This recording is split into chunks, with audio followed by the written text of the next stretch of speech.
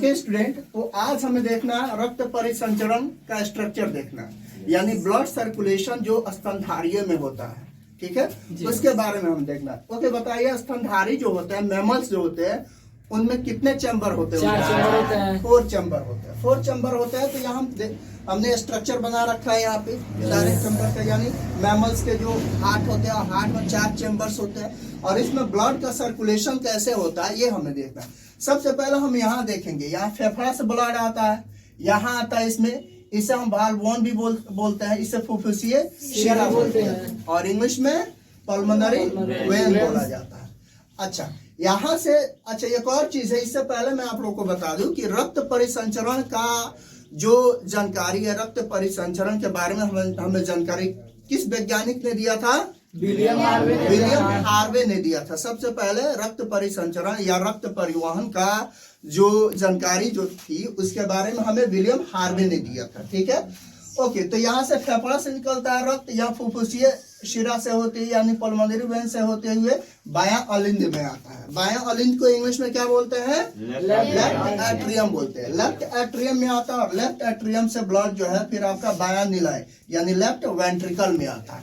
अच्छा, यहाँ पे एक वाल्व होता है, ठीक है ना, इस वाल्व को क्या बोला जाता है? बाइकप्सिड वाल्व बोला जाता है। क्या बोला जाता है? बाइकप्सिड या द्विकपाट वाल्व बोला जाता है। क्या बोला जाता है हिंदी में? द्विकपाट वाल्व और इंग्लिश में बाइकप्सिड वाल्व। ओके, यहाँ से फिर ब्लड आता है बायां निलय और ये लेफ्ट वेंट्रिकल से निकलता है ब्लड और फिर यहाँ आता है यानी प्रमुख धमनी या महाधमनी में, ठीक है ना।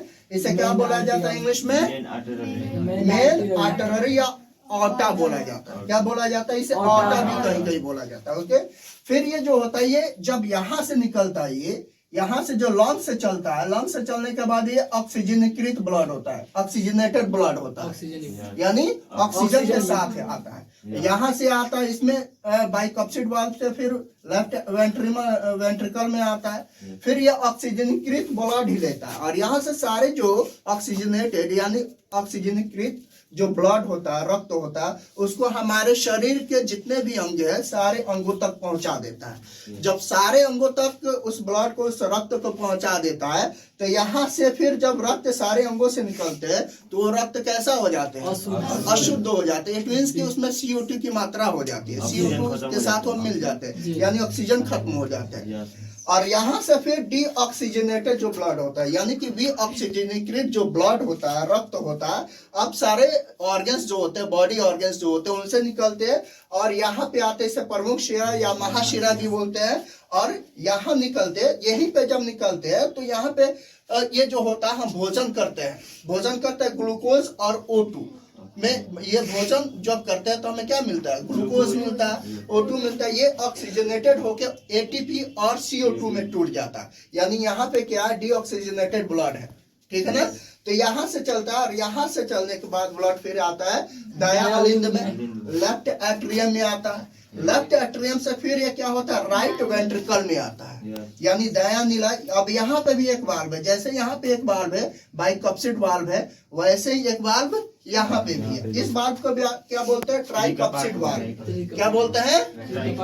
और हिंदी में त्रिकपाट वाल्व बोलते हैं। और यहाँ से फिर ब्लड जो निकलता है, यहाँ से ब्लड निकलता है, इस ब्लड को यहाँ से ये चलता है, फिर आता है फुफ्फुसीय धमनी यानी पल्मोनरी आर्टरी में आता है, ठीक है ना।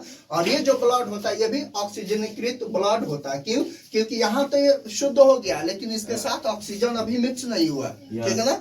अब ये ब्लड जो है यहाँ से चल के आपको आएगा फेफड़ा में। फेफड़ा में आएगा, हम सांस जो ब्रीथिंग करते हैं, सांस लेते हैं तो ऑक्सीजन लेते हैं हम, तो ऑक्सीजन फेफड़ा में जाता है। ऑक्सीजन फेफड़ा में जाता है तो ये ब्लड जब जाता है फेफड़ा में तो ये जाने के बाद फिर क्या होता है? वहाँ ऑक्सीजन के साथ मिक्स हो जाता है और मिक्स होने के बाद पुनः यहाँ से ब्लड जो निकलता है ये ऑक्सीजनीकृत यानी ऑक्सीजनेटेड जो ब्लड होता है, फिर ये आता है पल्मोनरी वेन में, पल्मोनरी वेन से फिर बायां अलिंद में। और ये प्रक्रिया जो है, ये प्रोसेस है जो ये हमेशा चलते रहता है, हमेशा फॉरएवर ये मतलब चलते रहता है। और ये प्रोसेस उस समय तक चलता है जब तक हमारा शरीर जीवित रहता है। जब हम डेड हो जाते हैं, हमारी शरीर मृत्यु हो जाती है, तो ये प्रक्रिया रुक हो जाती है। एक और चीज यहाँ पे है कि आपको मैंने बताया था कि स्तनधारी में कितने कोष्ठक होते हैं? 4 कोष्ठक होते हैं। ये हमेशा याद रखना है कि 4 कोष्ठक होते हैं। और इसके बारे में रक्त परिसंचरण या रक्त परिवहन या ब्लड सर्कुलेशन है, इसके बारे में सबसे पहले जानकारी जो दिया था विलियम हार्वे ने दिया था। विलियम हार्वे नामक वैज्ञानिक ने इसके बारे में जानकारी दिया था। और बहुत ही इंपॉर्टेंट होता है ये क्वेश्चन, बार बार रिपीट किया जाता है कि रक्त परिसंचरण के बारे में हमें जानकारी फर्स्ट इंफॉर्मेशन किनके द्वारा दिया गया था? तो विलियम हार्वे ने दिया था। कोई दिक्कत किसी को? नहीं। Okay, very good.